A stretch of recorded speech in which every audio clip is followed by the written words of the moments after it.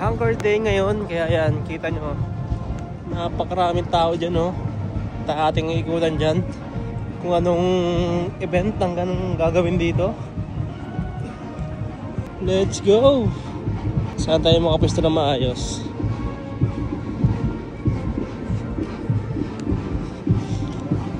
Ito yung pinakang ano nila dito, number 1 na tourist attraction, Parliament. Ayan, kita nyo naman kung gaano ganda yan. Pero na pagsapit ng gabi, ang ganda niyan. Nagiging ano siya, Golden Castle. Ngayong araw nga ay Hunger Day, kaya maaga pa lang ay andito na kami sa harap ng pinakasikat na tourist attraction dito sa Budapest. Walang iba kundi ang Parliament, o mas kilala rin sa pangalang Golden Castle. Kasi pagsapit ng gabi ay mas mamamangha ka sa ganda nito. Alas 7 pa nga lang ay nagtipon-tipon dito ang napakaraming tao. Hindi lang ang mga mamayan ng Hungary, kundi kung saan-saang bahagi rin ng bansa dito sa Europa ang dumalo dito para saksihan ang opening ceremony para sa araw na ito.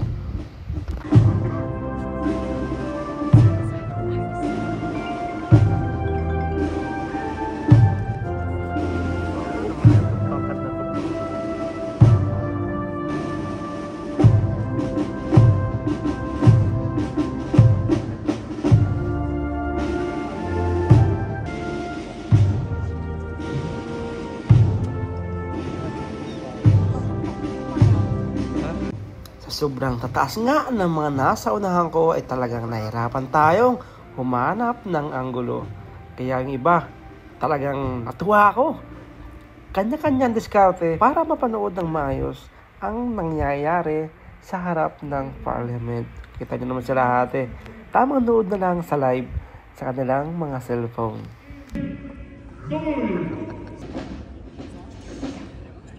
At hindi nga nagtagal ay unti-unti haling nasaksihan ang pag-angat sa kanilang bandila at ang lahat ay nagpugay sa pagpapakita sa paggalang sa kanilang bandila.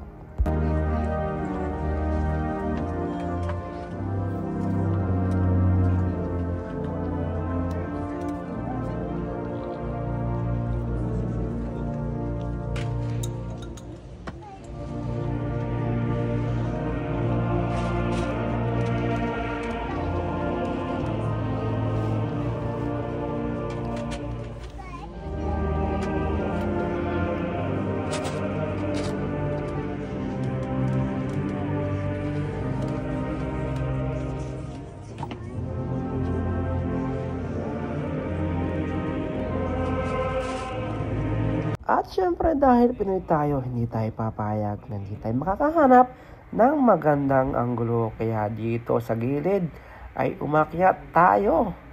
Marami namang umaakyat dyan, kaya nakiakyat na rin tayo para mas masaksihan natin ng maayos ang nangyayari. At nang bigla-bigla ang kanina pa naming inaasahan na dumating, ay bigla na lang dumating na hindi namin inaasahan. Kaya yan, munti ko nang hindi makunan.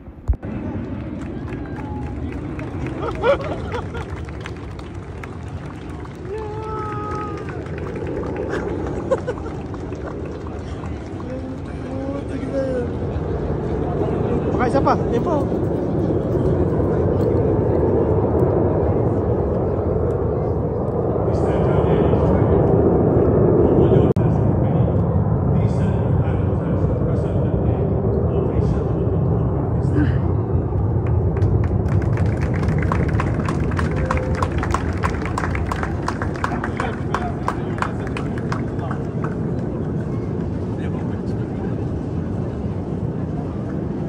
At pagkatapos nga, ay dito naman kami pumunta sa may likod ng Parliament sa gilid ng ilog. At kung maganda na nga sa harap, ay kita naman dito sa likod ay napakaganda rin sa bayan pa ng napakalawak na ilog at naglalaki ang mga barko. Dito nga ay napakarami na rin palang tao dahil naghahabang sila sa iba pang air show na gagawin. Yung palang kanina ay pasimula pa lamang, parang pinakang hudyat na magsisimula na yung pinakang event dito sa may Parliament. Yan, kita nyo naman gano'ng karaming tao nag-aabang at maya-maya lang ay dumaan na yung dalawang panghimpapawid nilang pangdigma. At sa sobrang bilis nga ay halos hindi ko na makuhaan ng maayos na video at kaya yan na lang ang natira sa aking dalawang ibon. At maya-maya nga lang ay nagsunod-sunod na ang mga dumaang panghimpapawid nilang pandigma. At yan, panood ko natin sabay-sabay ang kanilang pagdiriwang ng karawan ng kanilang bansa. At yan ay nagpapasalamat dahil isa tayo sa mga nakasaksi sa mga ganitong event na talaga namang bibihira lang mangyari. Kaya sa tulad pa natin na laki sa probinsya, kaya hindi yan maisip, hindi ko akalain na makaka-experience tayo ng ganito. So ganito man ay panoorin natin sabay-sabay at yon, enjoy po tayong lahat.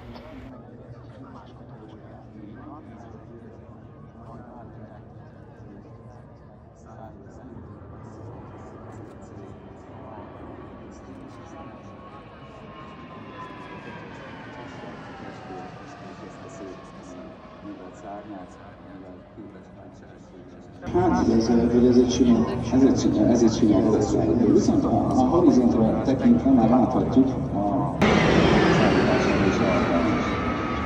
És ez jó vagy ilyen több zsugó, látod, hogy széles a széles nagyon méretű tárgyak elhelyezésére és kiválóan alkalmas. És ezeket a gépek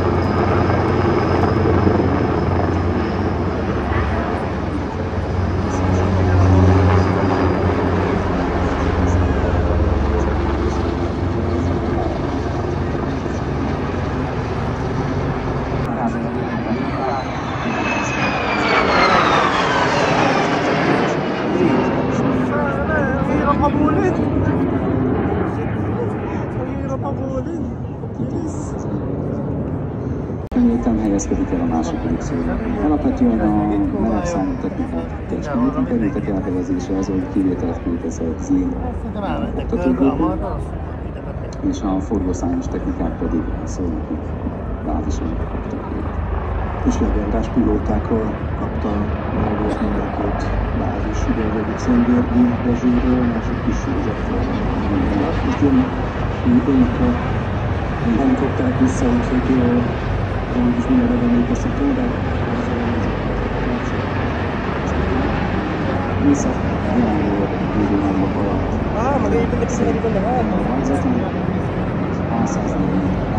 Ez a két követi kettő másik A140.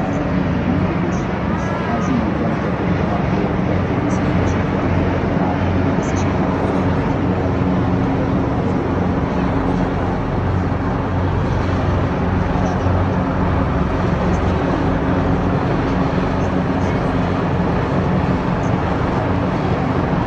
Pagkatapos nga nalang ipakita ang kanilang husay ay nagpasalamat ang mga piloto sa napakaraming nanood ng kanilang show. At pagkatapos nga niyan ay bumalik naman kami dito sa harap ng Parliament para pumila para makapasok sa loob at muling masaksihan ang ganda ng loob ng Parliament. Pipila tayo ngayon dahil may pinamimigay na bigas dito sa loob ng Parliament. Ayan. Kita nyo naman yung pigil na gano'ng kahaba. Wala mga marami. So, tara sa loob. Sa tigi isang sakong bigas yung bigay sa atin. Kaya lang, anong oras kaya tayo makapagod nito? Siguro mga alas 12. 3 oras na pila siguro. Kita nyo naman guys kung gaano kaganda niyan. Yung parang sa Game of Thrones. Ayun no, ganyan no. Yung mga ibon na lang kulang eh, lumilipad eh. Yun guys, konti na lang. Nangalahati na kami. Makakakuha tayo ng ayuda. Alex. Oui. Sir, yun, finally tayo nakapasok na rin. At tayo makakakuha ng ating ayuda. Ay, puti dito sa kabila. So yun nga, at lubos tayo nagpapasalamat sa mga mamamayan ng Hungary dahil talagang pinaghandaan nila yung ating pagdating dito sa Parliament. At yan o, may pa-red carpet pa tayo. Ayan, maraming salamat po. Hindi namin to inaasahan. At dahil dyan, para mas ma-appreciate natin yung kanilang effort na ginawa sa ating pagdating, ay rarampa tayo. Alright!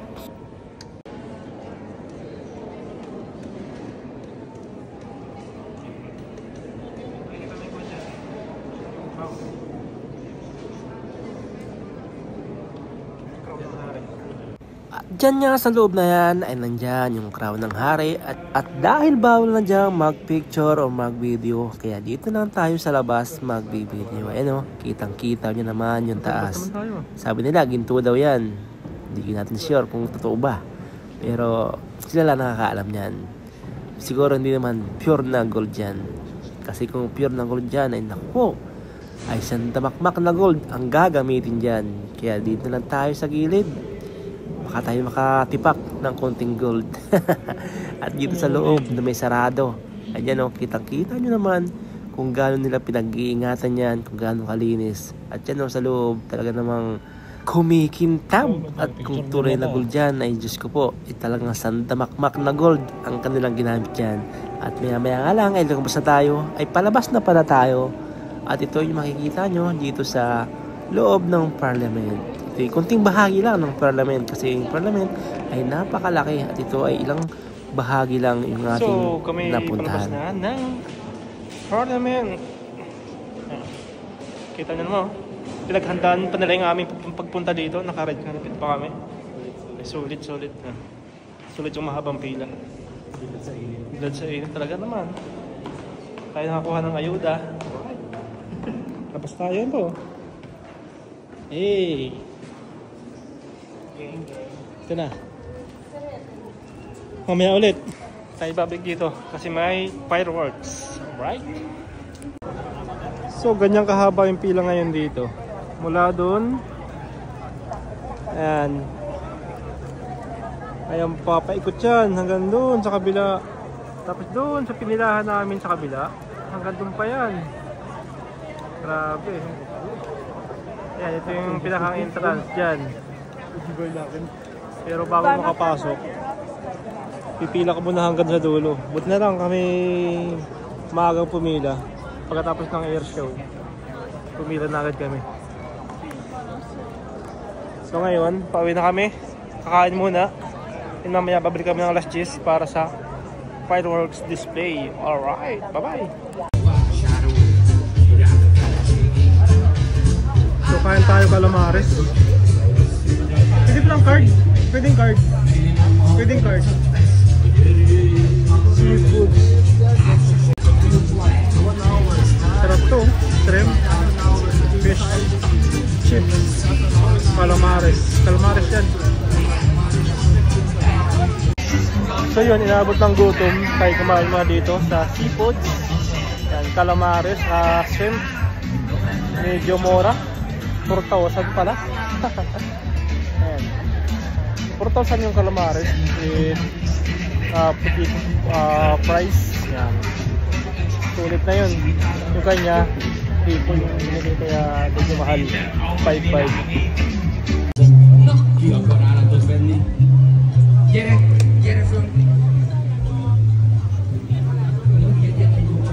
Lugar? 4,000? Ha? Sarap.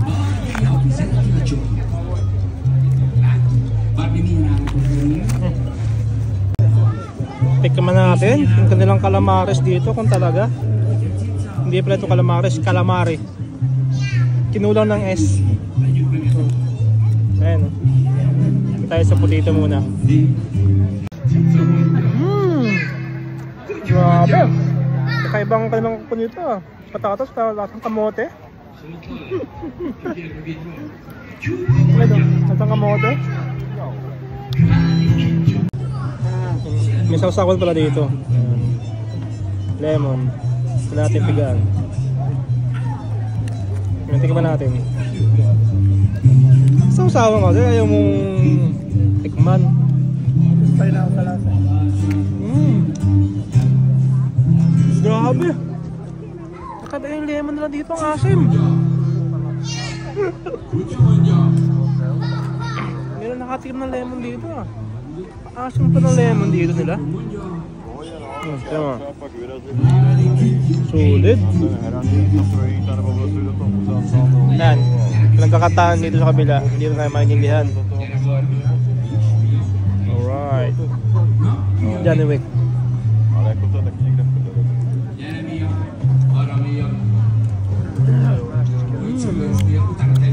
Panalo. Ano pa?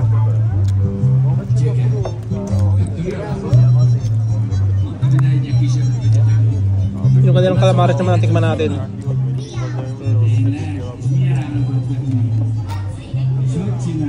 Calamares.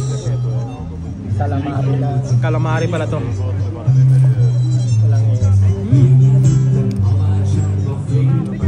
Masang pusit. Snapper. Tumba. May lasing dun. Tumba. Ano pa?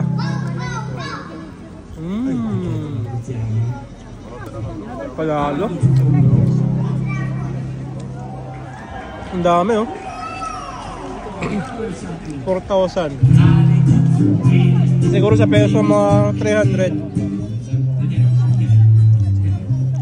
Medyo mahal. Pero okay lang. Sarap naman. Alright.